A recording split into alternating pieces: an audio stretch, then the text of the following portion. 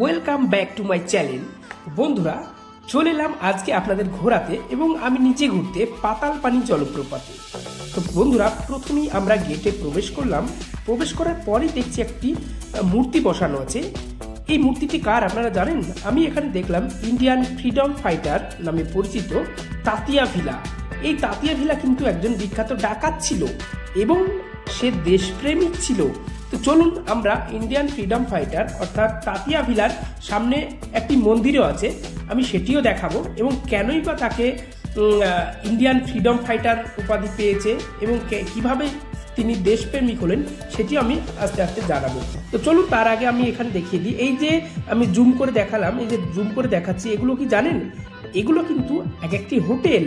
এই যে পাহাড়ের গায়ে এই হোটেলগুলো অনেক ব্যয়বহুল হোটেল। তো চলুন আমরা আস্তে আস্তে আমরা ওই হোটেলের দিকে আমরা প্রবেশ করব। আমরা জাস্ট এই প্রবেশ করলাম পাতালপানি জলপ্রপাতে।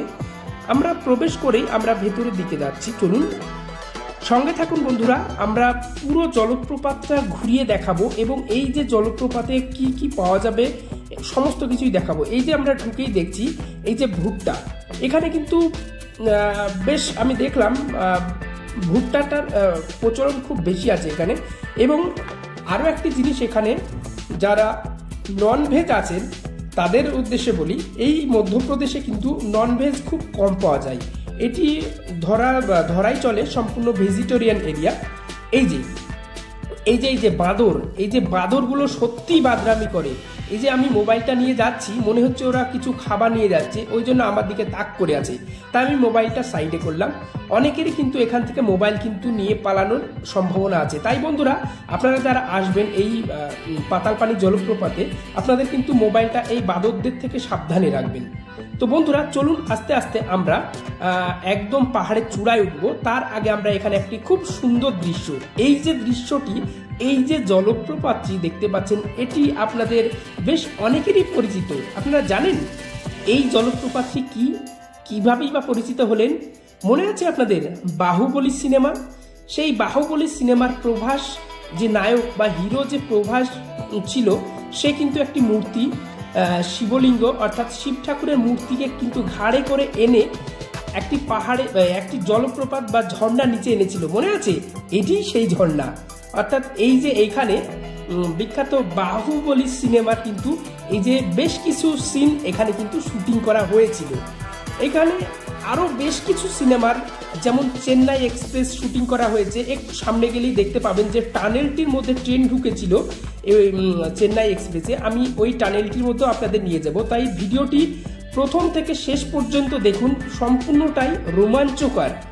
এই যে আপনারা কিছুক্ষণ আগে আপনাদের আমি জানাচ্ছিলাম যে তাতিয়া ভিলা কিন্তু একজন ডাকাত ছিল। এই যে তার মূর্তি, এখানে কিন্তু তাকে পুজো করা হয়। এই যে তার মূর্তি, তাকে পুজো করে এখানকার মানুষ। তার কারণ কি জানেন? এই যে ইংরেজদের আমলে, ব্রিটিশ সরকারের আমলে, ব্রিটিশরা যখন এই পাহাড়ের মধ্যে দিয়ে তারা ট্রেন বা মালগাড়ি করে পণ্য নিয়ে যেত, তখন সেই তাতিয়া ভিলা তার দলবল নিয়ে ঠিক এই জায়গায়, যেখানে মন্দিরটা দেখলেন, এখানেই কিন্তু তাদেরকে পুরো ট্রেন থেকে তাদের জিনিসপত্র লুট করে সেগুলো কিন্তু ইন্ডিয়ান অর্থাৎ ভারতীয়দের মধ্যে কিন্তু তারা বিলে দিত। তাই সে আজকে ফ্রিডম ফাইটার। তো বন্ধুরা, আমরা ঘুরতে ঘুরতে পাহাড়ের অনেক উপরে উঠে গেছি। আমরা তাই একটুখানি রিফ্রেশমেন্ট বা কিছু খাবো ভাবছি। তো এখানে এসে দেখছি তেমন কিছুই আর কি, যারা ননভেজ আর কি তাদের জন্য একটু প্রবলেমেটিক হতে পারে, কিন্তু কোনো প্রবলেমই নেই, এখানকার খাবার খুব সুন্দর। আমরা প্রথমে এই যে এখান থেকে কিছু পাঁপড় এবং কিছু স্ন্যাক্স নিয়ে নিলাম, জলের বোতল নিয়ে নিলাম। এই যে আমরা পাহাড়ের এই যে গেটটা দেখছেন না, এই গেটটা কি জানেন? এটাকে বলা হয় যমরাজের গেট। এইরকম যমরাজের গেট এখানে দুটো আছে। এই যে যমরাজের গেট কেন বললাম? এইখানটাকে অনেকে এখানে বলছে এটাকে সুইসাইড গেটও বলে। কেন সুইসাইড গেট বলে? এখান থেকে কেউ যদি একবার নিচে লাফ দেয়, তাহলে বুঝতে পারছেন কি অবস্থা হবে তার। এই যে আমি একটু জুম করে দেখাই কতটা ওপরে আমরা আছি এবং কতটা এই যে গভীর, এর গভীরতা দেখুন, অনেক গভীর একটা ঝর্ণা দেখতে পাচ্ছেন। এই ঝর্ণাটাকে দেখুন, আমি জুম করে দেখালাম। এই যে চলে আসুন, চেন্নাই এক্সপ্রেস বলেছিলাম, মনে আছে? এখানে কিন্তু চেন্নাই এক্সপ্রেসের যে শুটিংটি হয়েছিল, এই যে টানেল, এই টানেলটির মধ্যেই কিন্তু ট্রেনটি গিয়েছিল। এই যে পাহাড়ের মাঝে বা এই টানেলটির দুপাশেই কিন্তু উঁচু পাহাড়, এবং এই যে আমি বলেছিলাম দুটো এখানে সুইসাইড গেট আছে, আমি একটা প্রথমে দেখালাম, দ্বিতীয়তে আমি এখানে যাচ্ছি। দেখুন আমার ওখানে যেতেই কেমনটা যেন আমার গায়ের লোম আর কি শিউড়ে উঠছে। এখানকার যারা লোকাল ছেলে আছে তারা কিন্তু আরামসে ওখানে বসে আছে, কিন্তু আমি যাচ্ছি পাহাড়ের গা ঘেঁচে ঘেঁচে, খুব ধরে ধরে সাবধানে যাচ্ছি। দেখুন কতটা গভীর, ওই যে নিচে ঝর্ণাটা দেখুন, নিচের ঝর্ণাটা আমি জুম করে দেখালে বুঝতে পারবেন ওটা কত বড় ঝর্ণা। আমরা উপর থেকে দেখছি অনেক ছোট মনে হচ্ছে। এবং এই যে এইখানে এই ঝর্ণাটার ওপরে যে জঙ্গলটা দেখলেন, জঙ্গলটা সম্বন্ধে আমি বলবো কিছুক্ষণ, আমি এখান থেকে আগে বেরিয়ে যাই কেননা এটা খুব রিস্কি জায়গা। তো দেখুন এই যে এটা আমি জুম করে দেখাচ্ছি, কত বড় ঝর্ণা কিন্তু ওটা কত ছোট লাগছে, অর্থাৎ আমরা কতটা উপরে আছি বুঝতেই পাচ্ছেন। তো চলুন বন্ধুরা, আমরা টানেলের ভেতর দিয়ে আমরা ওপারটায় যাব, এবং ওপারটায় যাওয়ার পর একটা কিন্তু খুব সুন্দর দৃশ্য আমি আপনাদের দেখাবো। আমাদের যেমন পশ্চিমবঙ্গে সুন্দরবন আছে, বাংলাদেশেও সুন্দরবন আছে। তো বাংলাদেশে এবং পশ্চিমবঙ্গে যে সুন্দরবন আছে, এই সুন্দরবন কি জন্য বিখ্যাত আপনারা সবাই জানেন, যে রয়্যাল বেঙ্গল টাইগার। এই রয়্যাল বেঙ্গল টাইগারের জন্য বিখ্যাত আমাদের এই সুন্দরবন।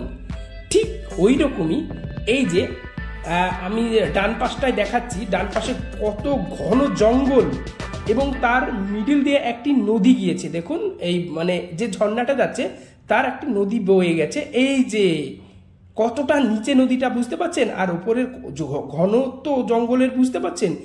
এই যে জঙ্গলে এটিও বিখ্যাত ব্ল্যাক প্যান্থার, এটা কিন্তু ব্ল্যাক প্যান্থারের জন্য বিখ্যাত। আমাদের রয়্যাল বেঙ্গল টাইগারের জন্য যেমন সুন্দরবন বিখ্যাত, এখানে কিন্তু ব্ল্যাক প্যান্থার পাওয়া যায়। তাই বন্ধুরা খুব সাবধানে এখানে আসবেন। Bye bye.